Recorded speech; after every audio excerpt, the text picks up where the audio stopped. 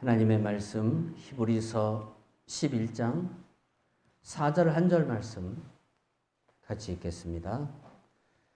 신약성경 제성경 364쪽에 있습니다. 히브리서 11장 4절 말씀 같이 읽습니다.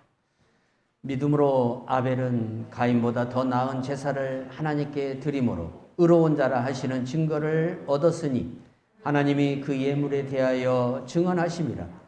그가 죽었으나 그 믿음으로써 지금도 말하느니라. 아멘. 우리가 이름만 들어도 잘 아는 기독교 역사의 위대한 인물들이 있어요. 이분들 하나하나가 우리 지금을 살아가는 이 시대의 성도들에게도 여전히 그 영향을 미치고 있는 것을 볼 수가 있습니다. 에브라임 링컨이나 록펠러나 앤드류 카네기나 기타 많은 기독교의 역사에 한 시대를 살아갔던 인물들이 지금도 우리 사회 가운데, 우리의 생활 가운데, 우리의 심령 가운데에 많은 영향을 미치고 있다는 사실입니다. 이분들도 누군가로부터 영향을 받았습니다. 이분들도 인생의 삶을 살아갈 때에 자기보다 앞서서 살았던 그 신앙의 조상들로부터 영향을 받아서 그분들처럼 나도 살아야 되겠다라는 그러한 소망을 가지고 인생을 삶으로 인해서 오늘 우리들에게 그분들은 또 다른 영향을 끼치는 그러한 인물들로 중심되어 있는 것을 볼 수가 있어요. 그래서 사람이 살아가는 삶은 누군가에게 반드시 영향력을 미치게 되어 있어요. 한 아버지의 삶은 자녀들에게 영향을 미칩니다. 또 한 사람의 사회적 삶은 그 사회에 살고 있는 사람과 그 다음 세대를 살아가는 사람들에게 영향력을 미치게 되어 있습니다. 자, 그러나 지금의 우리가 사는 세상에서는 너무나 인류 문명이 빠르게 회전되다 보니까, 인류 문명이 너무나 빠르게 진행되다 보니까 과거에 살았던 사람들의 삶이 우리 삶에 그렇게 큰 영향을 미치지 못하는 그러한 것으로 느껴지기가 쉽습니다. 그러나 그럼에도 불구하고 그분들의 삶은 여전히 우리들 가운데에 영향을 미치고 있고 또 많은 사람들 가운데에 지대한 그러한 삶의 여러 가지 이유들을 제공하는 것을 볼 수가 있어요. 데살로니가전서 5장 4절에서 8절에 보니까 형제들아 너희는 어둠에 있지 아니하며 그날이 도둑같이 너희에게 임하지 못하리니 너희는 다 빛의 아들들이요 낯의 아들이라. 우리가 어둠에 속하지 아니하나니 그러므로 우리는 다른 이들과 같이 자지 말고 오직 깨어 정신을 차릴지라. 자는 자들은 밤에 자고 취하는 자들은 밤에 취하되 우리는 낮에 속하였으니 정신을 차리고 믿음과 사랑의 호신경을 붙이고 구원의 소망의 투구를 쓰자. 바울의 데살로니가 교인들에게 당신들의 신앙이 무명의 사람들로 보일지 몰라도 당신들의 역사 속에서 한 세대를 살아가는 그저 흘러가는 사람처럼 보일지 몰라도 누군가에게는 당신의 신앙이 아무런 영향력이 끼치지 않는 사람처럼 보일지 몰라도 지금부터 2000년 전에 살았던 데살로니가라는 도시에 세워진 교회의 그 성도들의 신앙의 발자취 하나하나가 분명히 바울에 의해서 뭐라고 주장되어집니까? 누군가에게, 당신을 알게 되는 누군가에게 지대한 영향을 미치게 될 것이라는 거예요. 그래서 어떻게 살아가야 한다는 거예요? 지금 당신의 삶을 온전하게 살아가야 한다는 거예요. 그저 내 삶이 내 삶으로 끝나는 게 아니라 다음 세대, 아니 2000년이 지난 지금까지도 데살로니가 교인들의 살아왔던 그 신앙의 삶이 우리들에게 지대한 영향을 미치고 있다는 사실이고 또한 이 성도들의 삶이 누군가에게 도전이 되고 나도 이렇게 살아서 하나님 앞에 기쁨의 사람이 되어야 되겠다는 영향력을 크게 미치고 있다는 사실입니다. 데살로니가서를 읽으면서 한 사람이 변화될 수도 있고 한 청년이 예수 그리스도의 사람으로 변화되어서 데살로니가 교회 성도들처럼 나도 하늘을 소망하며 믿음 안에서 승리하는 사람이 되겠다라고 그렇게 이 영향력을 받아들일 사람들이 생긴다는 거예요. 그래서 오늘 사는 너희들의 삶을 하나님 앞에서 어떻게 살아야 할 것인지, 삶과 너희들의 삶이 어떤 모습이 되어야 할 것인지 하나님 앞에서 항상 네 자신들을 비춰보라는 거죠. 그러면 오늘 우리가 살고 있는 이 세상에서 우리는 어떤 모습이 돼야 되겠냐 이거예요. 나 또한 2000년이 지난 뒤에 그리스도 예수께서 이 땅에 오시는 그날까지 내 신앙이 누군가에게 또 영향력을 미칠 수 있다는 겁니다. 누군가에게 큰 영향력을 미칠 수 있다는 거예요. 그래서 우리의 삶이 하나님 앞에서 어떤 삶이 되어야 할 것인가? 많이 우리가 고민하면서 믿음으로 살아가야 될 줄로 믿습니다. 미국 서부에서 살았던 구두공 출신, 구두를 만들어서 파는 한 청년이 예수를 영접합니다. 그리고 이 사람이 성령에 붙들려서 이제 미국의 평신도 가운데에 하나님이 쓰시는 부흥사가 됩니다. 그리고 미국의 로스앤젤레스를 비롯한 이 캘리포니아 주에서 엄청난 부흥의 역사를 일으킵니다. 그리고 시카고에서 또 부흥의 역사를 일으킵니다. 미국 중부와 서부에 쉽게 말하면 부흥 벨트를 만든 주인공이 됩니다. 이 사람이 여러분 D.L. 무디입니다. 이 사람이 미국에서 우리보다 훨씬 앞서서 살았던 사람이고 그 사람이 한국에 온 적도 없고 또한 그 사람의 어떠한 행위가 한국 사람들에게 전달된 것도 없는데 한국 교인은 D.L. 무디의 영향력을 엄청나게 받았습니다. 그리고 한국 교회의 흐름은 D.L. 무디의 부흥운동과 매우 닮아 있습니다. 어떻게 영향을 미쳤을까요? 한 구두공이 미국 교회에 어떤 바람을 불렀냐 이거예요. 그것은 다른 데 있는 게 아니에요. D.L. 무디에게 배웠던 D.L. 무디의 제자들이 한국으로 건너와서 평양신학교를 세웠고 그분들이 목사가 되어서 학생들을 가르치기 시작하면서부터 한국교회는 D.L. 무디의 영향 아래 놓이게 된 거예요.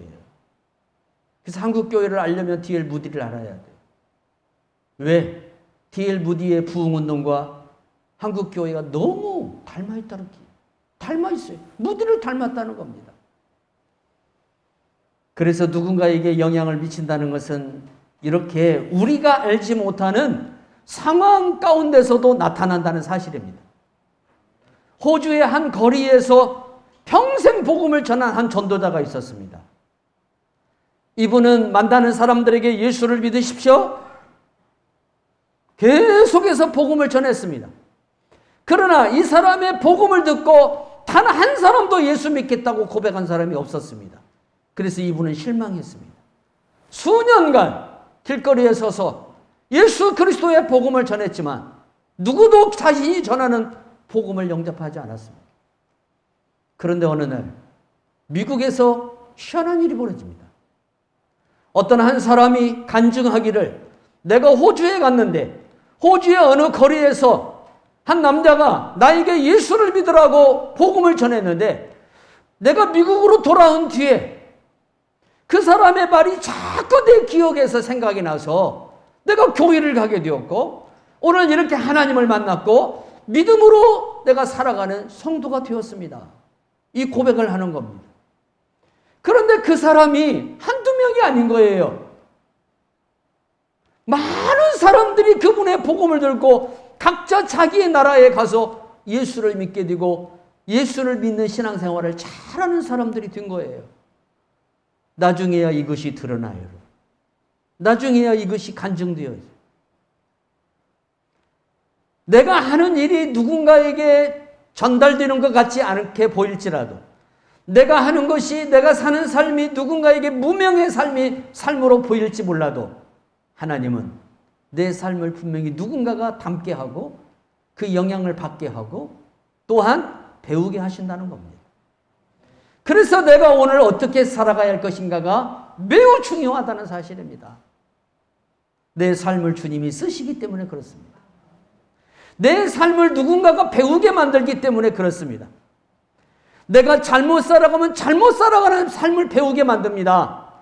그러나 내가 잘 살아가면 내가 잘 살아가는 삶을 또 누군가가 배우게 만듭니다. 악인은 악을 배우지만 의인은 내 삶에 그리스도를 향한 의로움을 배우게 되어 있습니다. 내가 누군가에게 악을 끼쳐서 악을 배우게 하는 사람이 될 것인가? 아니면 누군가에게 그리스도 예수의 사랑을 나타내서 그 사람으로 하여금 예수님을 닮게 하고 예수님을 배우게 할 것인가는 내 선택에 달려있다는 사실. 내가 어떻게 살아가느냐가 그렇게 중요하다는 거예요. 그래서 히브리서 11장 4절에서 히브리서 기자가 이렇게 말하죠. 믿음으로 아벨은 가인보다 더 나은 제사를 하나님께 드림으로 의로운 자라 하시는 증거를 얻었으니 하나님이 그 예물에 대하여 증언하심이라. 그가 죽었으나 그 믿음으로서 지금도 말하느니라. 아멘. 지금도 말하고 있다는 거예요. 인류 최초의 사람 중에 한 사람인 아벨이 믿음으로 하나님 앞에 제사를 드렸는데, 그리고 이 믿음의 행위를 하면서 믿음의 삶을 살다가 자기 형에게 폭력에 의해서 죽임을 당했어요. 너무나 억울한 삶을 살았잖아요. 너무나 억울한 죽음을 맞이했잖아요. 그럼에도 불구하고 이 사람이 가인보다도 훨씬 짧게 인생을 살았을지 몰라도, 억울하게 죽음을 당했을지 몰라도, 이 사람이 살아간 삶이, 이 사람의 믿음이 지금도 계속해서 우리들에게 전해지고 있고 우리들에게 그의 믿음이 여전히 말하고 있다는 사실입니다. 수많은 시간이 흘렀어도 여전히 그 사람의 신앙이 우리들의 신앙이 되어 있고 우리가 그분을 배우려고 그러고 우리가 그분을 닮아가려고 하고 있다는 사실입니다. 죽었으나 지금도 말하고 있다는 거예요. 지금도. 내가 죽을지라도, 내가 이 세상을 살다가 이제 때가 되어 죽을지라도 내가 살아온 삶의 믿음, 내가 살아온 삶의 신앙, 내가 살아있을 때 하나님 앞에 드렸던 그 많은 기도가 내가 죽은 이후에도 여전히 세상에 영향력을 끼치고 누군가에게 그것이 나타나도록 만들어준다는 겁니다. 그래서 내 삶이 그렇게 중요하다는 거예요. 어떻게 살아야 할 것인가? 매우 중요할 거예요. 아무렇게나 살아야 되겠냐 이거예요. 하나님이 내게 주신 시간, 하나님이 내게 주신 세월, 어떻게 살아야 할 것인가? 정말 하나님 모시기에 아름답게 살아야 돼요. 하나님 모시기에 정말 의롭다함으로 살아야 돼요. 하나님이 보셨을 때 좋았더라. 여러분, 이러한 삶이 그분의 입에서, 우리 하나님의 입에서 내 삶을 보면서 그 소리가 나와야 될 줄로 믿습니다. 그럼 우리가 어떻게 살아야 됩니까? 가인처럼 살아야 될까요? 아벨처럼 살아야 됩니다. 아벨처럼 살아야 하나님이 우리를 기뻐하는 줄 믿으시기 바랍니다.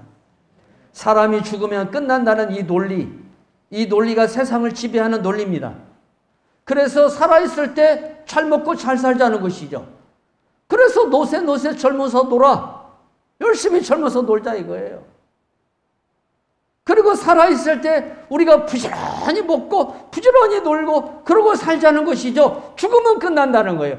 죽으면 끝난다는 이 논리가 인생을 함부로 살게 만든다는 거예요. 물론 죽으면 끝나요. 김일성이도 죽으면 끝납니다. 다 죽으면 끝나요. 그런데 여러분, 죽음으로 끝나지 않아요. 우리는 지금까지 살아오면서 자연 질서의 법칙 아래서 매여서 살아왔기 때문에 한 사람이 태어나서 때가 되면 죽는 이 자연 질서의 법칙 아래서 살다 보니까 우리가 사람이 죽으면 그걸로 끝나는 줄 알아요. 그러나 하나님은 우리들에게 죽음으로 끝나지 않는 영생이라는 영혼이라를 우리에게 주셨어요. 영생하는 영혼을 우리에게 주셨다는 겁니다. 당신의 혼을 우리들에게 심어주셨다는 겁니다. 육체를 만드시고 코에 생기를 불어넣으셨어요. 영혼을 불어넣으셨어요. 이 영혼은 영원히 죽지 않는 영혼이에요. 그렇기 때문에 우리가 죽는 것으로 끝나지 않는다는 거예요. 죽음 다음에는 심판이 있으리니 심판이 있습니다. 여러분, 이 심판 앞에서 우리가 뭐라고 하나님 앞에 말을 들어야 될까요? 잘했다. 착하고 충성된 종아. 이 말을 들어야 될 줄로 믿습니다. 나는 너를 모른다. 이게 얼마나 불행한 인생의 최후입니까? 내가 죽는 것이 두려운 것이 아니라 내가 죽고 났을 때 우리 예수님이 나를 모른다고 하면 어떻게 될 것인가? 나를 모른다고 하면 어떻게 할 것인가? 이게 두려운 거예요, 이게. 이게 두려운 거예요. 그래서 내게 주어진 삶의 시간들을 주 예수 그리스도를 믿는 믿음으로 충실하게 살아야 한다는 거예요. 이 삶의 시간은 다시 주어지질 않아요. 지나간 시간 다시 살 수 절대 못 살아요. 그래서 우리가 남아있는 내 인생의 시간, 우리가 언제 하나님 앞에 갈지 모르지만 지금 남아있는 내 인생의 시간을 하나님 앞에서 아벨처럼 그렇게 믿음으로 살아야 한다는 사실입니다. 우리가 이러한 삶을 살아가려면 어떻게 할 것인가? 히브리서 12장 2절에 보니까 믿음의 주여 또 온전케 하시는 이인 예수를 바라보자. 그는 그 앞에 있는 기쁨을 위하여 십자가를 참아사 부끄러움을 개의치 아니하시더니 하나님 보좌 우편에 앉으셨느니라. 아멘. 우리가 하나님 앞에서 점도 없고 흠도 없는 그러한 믿음의 사람으로 훗날에 세워지려면 믿음의 주요 온전케 하시는 예수를 바라보는 성도가 되어야 될 줄로 믿습니다. 믿음의 주요 온전케 하시는 예수를 바라보고 그 예수를 믿음으로 우리가 살아갈 때 예수님이 우리를 온전하게 해주신다는 거예요. 온전하신 예수님이 우리를 온전하게 해주신다는 거예요. 가인이라는 인류 최초의 살인자가 있습니다. 창세기 4장 1절 2절에 보니까 아담이 그 안에 하와와 동침함에 하와가 잉태하여 가인을 낳고 이르되 내가 여호와로 말미암아 등남하였다 하니라. 그가 또 가인의 아우 아벨을 낳았는데 아벨은 양치는 자이었고 가인은 농사하는 자이었더라. 아멘. 많은 사람들이 오해하는 것이 가인이 아담의 첫째 아들이고 그리고 아벨이 아담의 둘째 아들이다라고 생각하기가 쉬운데, 여러분 성경을 기록한 모세는 가인과 아벨의 중간에 있는 다른 자녀들의 이름을 생략했어요. 이걸 알아야 돼요, 여러분. 이미 가인을 낳고 아벨을 낳기까지 다른 자녀들을 아담이 이미 생산을 하고 있었다는 거예요. 그 이름이 성경에 기록되어 있지 않을 뿐이에요. 아담은 800년을 지내면서 자녀를 낳았다라고 창세기 여러분 5장에 보면 기록되어 있어요. 그러니까 아담에게는 성경에 기록되지 않는 많은 자녀들이 있었어요. 그런데 아담이 범죄를 한 이후에 가인을 낳고 이제 이 등남을 하고 그가 하나님 앞에 정말 감사하죠. 그렇게 얻은 아들이 가인입니다. 첫 번째 아들 가인을 얻었는데, 그런데 너무 이 가인을 우상처럼 섬기다 보니까 이 아이가 잘못된 삶을 살아가요. 아버지들이 자식을 키울 때에 지팡이만 가지고 키우면 안 돼요. 막대기가 있어야 돼요. 주의 지팡이와 주의 막대기예요. 이게 있어야 돼요. 반드시 책망도 있어야 되고 사랑도 있어야 돼요. 그러나 이 책망이 폭력이 되면 안 돼요. 책망은 바르게 살아가기 위한 하나의 교훈이에요. 그래서 막대기와 지팡이를 적절하게 쓸 줄 알아요. 인류 최초의 살인자가 되는 가인을 한번 보십시오. 이 가인의 삶을 보면 뭐가 문제입니까? 전통적인 기독교 집안에서 자란 어떤 자녀들과 비슷합니다. 정말 놀랬던 것은 제가 무주에 있을 때에 무주 읍내의 제일 큰 교회의 목사님 아들이 정말 아무렇게나 인생을 살아가는 모습을 봤어요.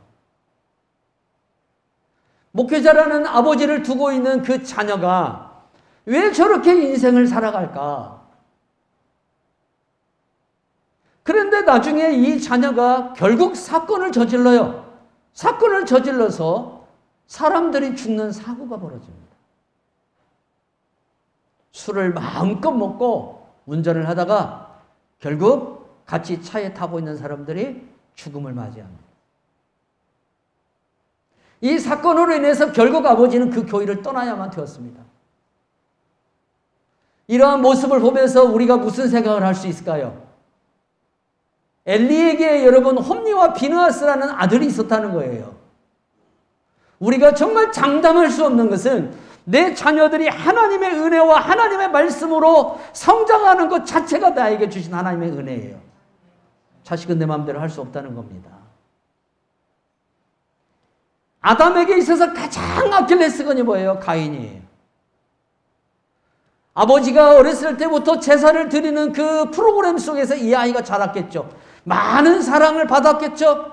하나님 앞에 이렇게 제사드려야 한다. 하나님 앞에 이렇게 섬겨야 된다. 그래서 가인도 형식은 가지고 있습니다. 가인이 무신론자입니까? 무신론자 아닙니다. 가인도 열심히 하나님 앞에 제사를 드렸습니다. 그런데 문제는 뭡니까? 자신의 문제를 자기가 보지를 못한다는 거예요. 영적으로 얼마나 눈이 어두운지, 자신이 지금 어떤 문제를 안고 있는가, 자신이 지금 하나님 앞에서 어떤 모습인가를 전혀 보지를 못한다는 사실. 신앙생활 할 때 제일로 힘든 분들이 이런 분들이에요. 자기 자신을 못 보는 거예요. 내가 지금 하나님 앞에 영적으로 어떤 모습인가, 내가 하나님 앞에 지금 무슨 소리를 들을 수 있는가, 지금 내가 하나님 앞에 과연 어떠한 이야기를 들을 수 있는 사람인가, 이걸 발견하지를 못한다는 거예요. 예배의 형식이 있습니다. 여전히 하나님 앞에 제사를 드립니다. 한 번 드려서 하나님 받고 안 받고 했던 게 아니에요. 계속해서 제사를 드린 거예요. 그런데 예배의 형식은 있고 제사의 형식은 있고 제사의 제물은 있지만 뭐가 변하지 않느냐? 그의 삶이 안 변하는 거예요. 제일로 힘든 게 뭔지 알아요? 예배는 수도 없이 우리가 하나님 앞에 드리는데 내 삶은 안 변한다는 거예요. 내 삶이 안 변한다는 거예요. 내 삶이 물과 성령으로 거듭나고 내 삶이 성령의 인도함을 받고 부활의 생명의 능력이 내 삶 속에 차고 넘쳐야 되는데, 그래서 어떤 어려움이나 어떤 고통이나 어떤 환난이 와도 끊어지지 아니하는 믿음을 가지고 담대히 하나님 앞에 나아가며 살아야 되는데, 조금만 어려우면 오면은 그냥 무너져 버리는 거예요. 부활의 생명력이 없다는 거예요. 부활의 생명력. 예배는 있어요. 예배는 드려요. 형식은 있어요. 프로그램은 있어요. 그런데 그 예배 중에 임하신 성령의 능력과 예배 중에 임하시는 말씀의 능력이 내 삶에 나타나야 되는데 이게 안 나타나는 거예요. 이게 가인이에요, 여러분. 어렸을 때부터 신앙생활을 했어요. 근데 이 사람의 삶에 주님이 없다는 겁니다. 메마른 형식만 남아요. 경건의 모양은 있습니다. 경건의 능력은 없습니다. 이게 문제라는 겁니다. 이런 성도들이 얼마나 우리 지금 예수 믿는 이 교회들 안에 얼마나 많은지 모릅니다. 여러분, 내가 예수님을 믿고 예수님의 말씀을 들으면 예수님의 그 말씀이 내 믿음을 통해서 내 생활 속에 능동적으로 나타나야 한다는 거예요. 내 말씀, 내 생활 속에 기름 부음의 역사로 나타나야 한다는 거예요. 그래야 돼요. 이게 정상적인 신앙이다 이 말입니다. 근데 예배는 드리는데 생활은 메말라 있다는 거죠. 생명력이, 부활의 생명력이 내 안에 살아있지는 않다는 거죠. 드리는 자의 문제가 있는 것이지 그 예배를 받으시는 하나님의 문제가 있는 게 아니에요. 가인에게는 자신이 원하는 하나님이 되어주기를 원했어요. 하나님이 자신이 원하는 하나님.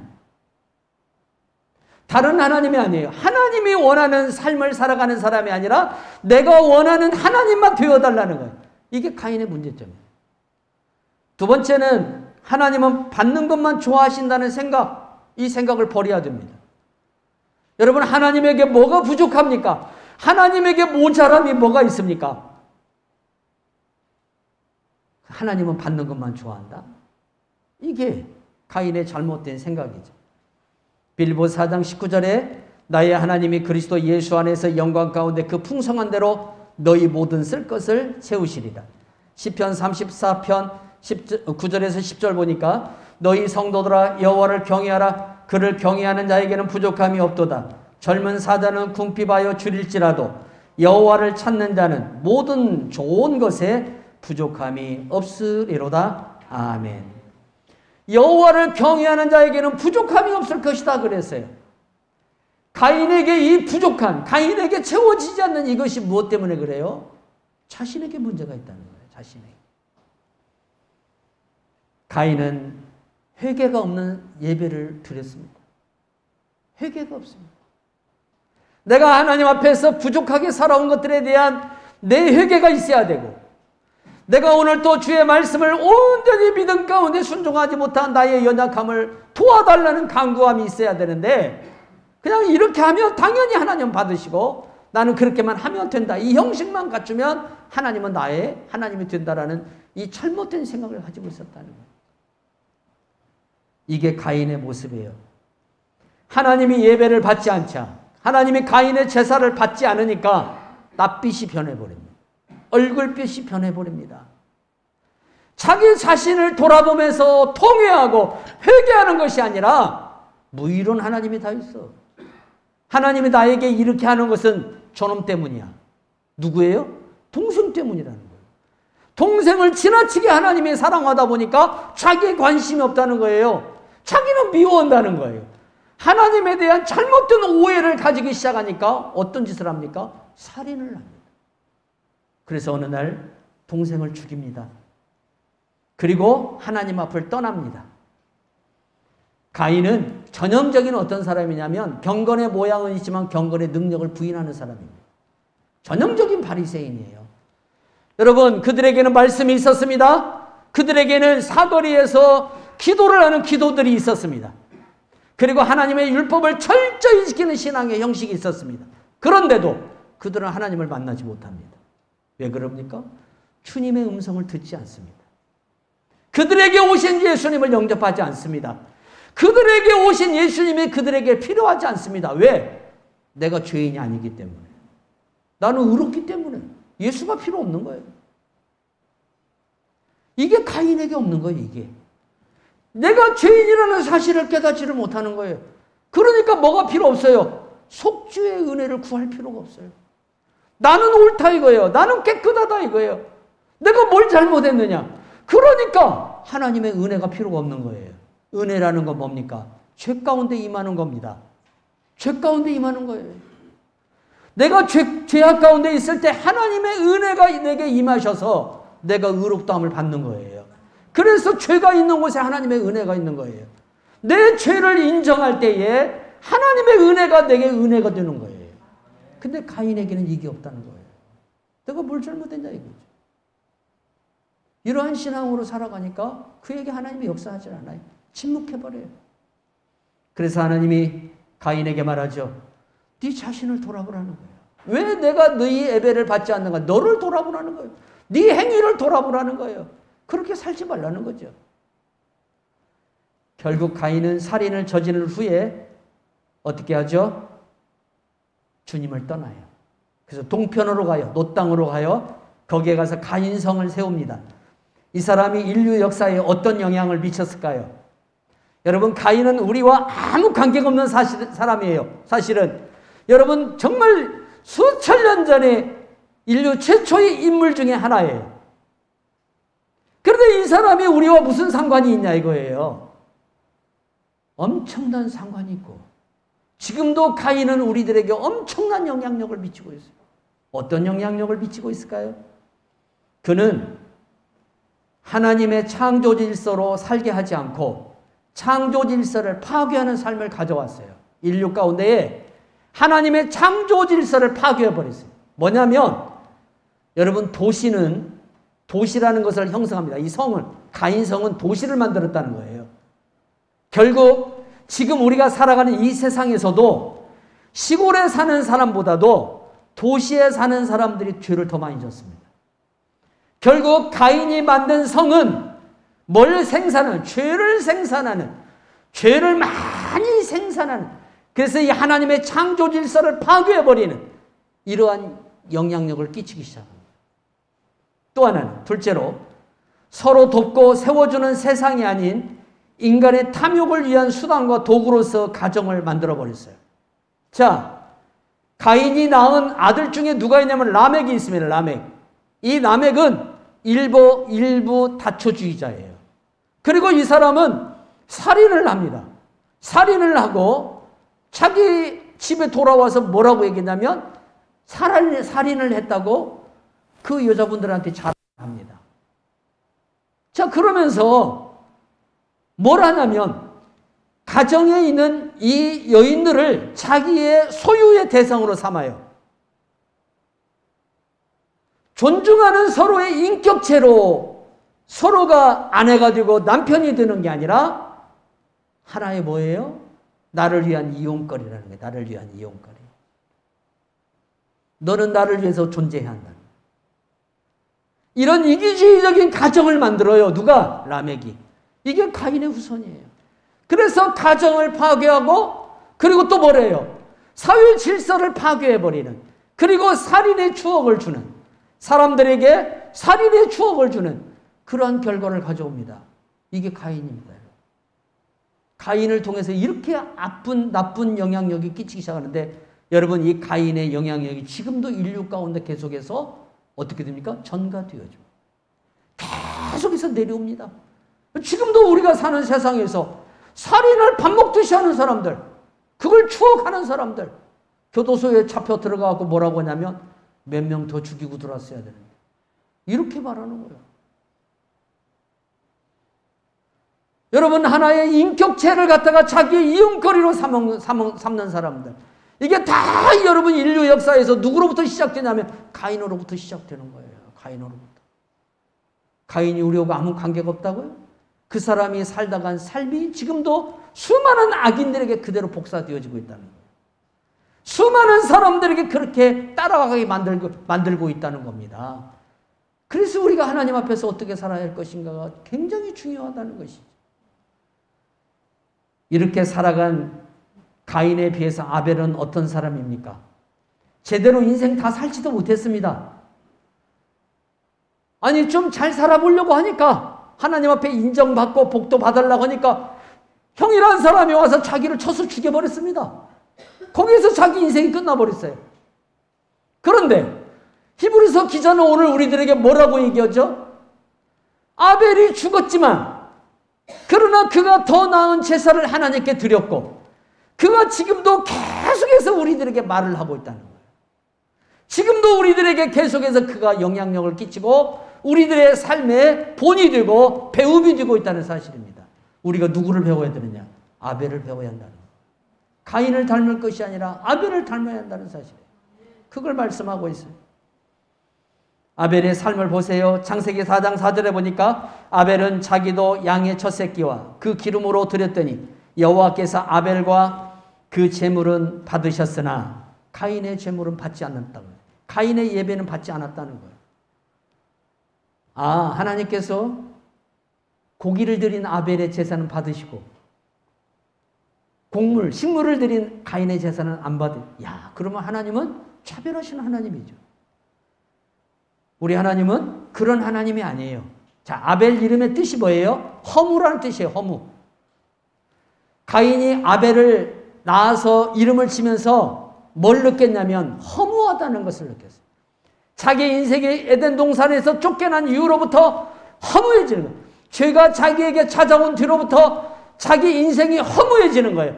그때의 아들을 낳는데 그 아들의 이름이 허무, 아벨이에요. 아벨이라고 이름 짓지 않기를 바랍니다. 허무예요, 허무. 그런데 이제 아벨은 그러한 자기 이름을 지어준 아버지 밑에서 자라죠. 그러면서 무엇을 깨달았을까요? 우리 아버지를 보는 거예요. 내 육신의 아버지를 보는 거예요. 내 육신의 아버지가 자기가 자라면서 뭘 보는 거예요? 허무한 인생을 보는 거예요. 아버지가 날마다 한숨을 푹푹 쉬는 인생을 보는 거예요. 저도 어렸을 때에 제 아버지가 잠을 자지 않고 한숨을 푹푹 쉬시는 거예요. 잠이 오지 않는 거예요. 자기 인생이 살아온 것이 너무나 헛되니까. 잘못 살았으니까. 그리고 이제 다시 살아보려고 하는데 너무 에너지가 부족하니까, 차원이 부족하니까, 마음은 원인데 육신은 따라주지 않으니까 어떻게 하는 거예요? 한숨만 나오는 거죠. 이 모습을 봤어요, 아벨이. 나도 봤어요. 그러면서 아벨은 이제 뭘 깨달은 거예요? 하나님께서 우리에게 은혜를 주시지 않으면, 하나님께서 내 인생에 함께하지 않으면 내 인생은 결코 험해질 수밖에 없다는 거예요. 내 인생은 내 이름대로밖에 안 된다는 거예요. 그래서 하나님께 자기 자신을 온전히 믿음으로 드려서 영원히 자기와 함께 하시는 하나님, 그리고 자기의 삶에 기름 부어주시는 하나님을 만나기를 원했던 거예요. 그런데 이 하나님을 만나는데 가장 걸림돌이 뭡니까? 자기도 죄인이라는 사실입니다. 그래서 이 죄 문제를 해결해야 됩니다. 죄 문제를 해결하는 데에는 가장 뭐가 필요합니까? 아버지로부터 뭘 배웠습니까? 하나님이 가르쳐 준 겁니다. 아담에게. 동물이 대신 나를 대신해서 피를 흘려 죽는 겁니다. 아벨은 그걸 배웠습니다. 아, 이게 하나님께 나아가는 길이구나. 그래서 아벨은 동물을 잡아서 그 피를 흘림으로 자기의 죄를 대신해서 씻었던 거예요. 그렇게 해서 하나님께로 나아가니까 하나님이 그의 예배를 받으시고 그를 지금도 우리들 가운데 말하는 사람으로 세워두었던 것을 볼 수가 있습니다. 그가 첫 새끼를 하나님 앞에 드립니다. 자, 여러분, 구약 성경에서 첫 번째 낳은 자녀나 첫 번째 낳은 동물의 가축은 다 여호와의 것이라고 그랬어요. 오늘 우리가 새벽에 말씀을 나누면서 기드온에게 있어서 가장 실수가 뭡니까? 그들이 전쟁에서 얻은 노획물을 그가 걷어서 여호와의 전에 드렸어야 돼요. 근데 그것을 가져다가 뭘 만들었어요? 에봇을 만들었더니 그 에봇이 우상이 되어가지고 그 우상을 옷 앞에 가서 사람들이 비는 거에 복달라고. 이것이 기드온의 집안을 무너뜨리는 결과가 되었다는 걸 오늘 아침에 말씀을 나눴죠. 성도 여러분, 예수 그리스도 위에는 아무것도 없습니다. 어떤 것도 여러분들의 희망이 되지 않기를 바랍니다. 예수님만이 여러분들의 희망이고 예수님만이 여러분의 소망이고 여러분의 기쁨이고 여러분의 즐거움입니다. 우리들의 마음에 원하는 것을 이루어줄 수 있는 분은 오직 예수님 한 분밖에 없습니다. 더 나은 제사를 드렸습니다. 더 나은 제사가 뭘까요? 가인보다 더 나은 제사를 드렸어요. 아, 고기를 드렸으니까. 아닙니다, 여러분. 그래서 하나님이 아벨의 제사를 받으신 것이 아니라 아벨은 믿음으로 드렸다는 거예요. 믿음으로. 내가 하나님 앞에 나아갈 수 있는 길은 내 의지와 내 능력으로 되어지는 것이 아니라 오직 하나님의 아들 예수 그리스도의 피 흘리심과 어린 양의 죽으심을 통해서만이 내가 하나님 앞에 나갈 수 있다는 것을 어린 양을 잡아서 첫 새끼를 잡아서 하나님 앞에 드림으로 자기의 신앙 고백을 그렇게 한 거예요. 오늘 우리가 이 하나님 앞에 나갈 수 있는 유일한 길이 뭡니까? 예수 그리스도밖에 없습니다. 그분이 십자가에서 피 흘리시고 그분이 우리를 위해서 대신 죽으셨기 때문에 우리가 휘장을 지나서 성소에 계시는 주님 앞으로 나아가는 겁니다. 이 은혜를 우리가 받았습니다. 두 번째는 아벨이 하나님 앞에 기름으로 예배를, 동물의 기름을 태워서 그 기름을 공중으로 연기로 올려보냅니다. 기름은 여러분들이 어느 돼지고기를 파는 집에 가서 삼겹살을 드실 때에 삼겹살이 맛있는 이유는 기름이 중간중간에 들어있기 때문에 그렇습니다. 기름이 없는 살을 여러분 사다가 김치찌개를 해보십시오. 별로 맛이 없습니다. 고기는 기름이 들어가야 맛있습니다. 기름이 있기 때문에 맛있는 겁니다. 기름에서 그 맛이 나와요. 정말 고기 매니아들은 비지가 오겹으로 들어간 걸 좋아해요. 그래서 우리 백종우 집사님 집에 그게 팔아요. 오겹살. 아벨이 기름을 태워서 하나님 앞에 드리는 이 행위는 무엇일까요? 기름은 신약에서 성령을 가리킵니다. 성령의 임재가 아니고서는 자기는 살 수 없다는 겁니다. 성령님이 도와주고 성령님이 인도하지 않으면 자기 인생은 이름대로 허무할 뿐이라는 거예요. 그래서 성령님이 누구에게 오시느냐? 허무한 가운데, 허무한 시절에 있는 자기에게 오시기를 원했던 거예요. 내 인생에 오셔서 내 인생이 허무하지 않게 해주시고 공허하지 않게 해주시고 내 인생이 하루를 살아도 기쁨과 감사가 되게 해주십시오. 이게 아벨의 제사예요.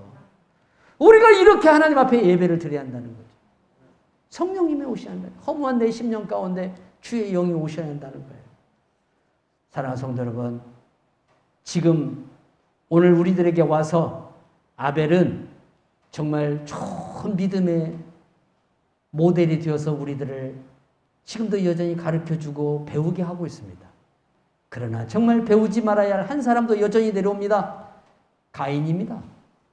이 사람 보십시오, 여러분. 왜 이렇게 인생을 살고 끝냈을까요? 그의 후손은 지금 이 땅에 한 사람도 없습니다. 홍수 때 다 멸망합니다.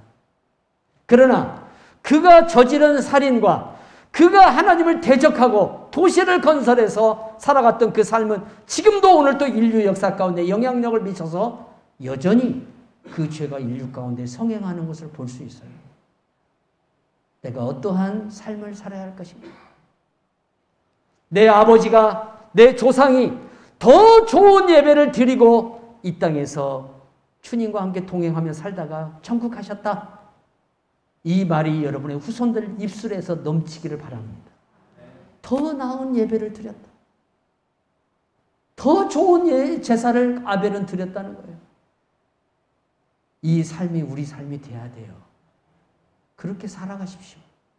주님이 훗날에 칭찬하실 줄 믿으시기 바랍니다. 그래서 요한복음 4장 23절에 아버지께 참되게 예배하는 자들은 영과 진리로 예배할 때가 오나니 곧 이때라. 아버지께서는 자기에게 이렇게 예배하는 자들을 찾으시느니라. 아벨처럼 예배하는 자들을 찾으신다는 거예요. 그러한 성도가 되기를 주 예수의 이름으로 축원합니다. 하나님 아버지,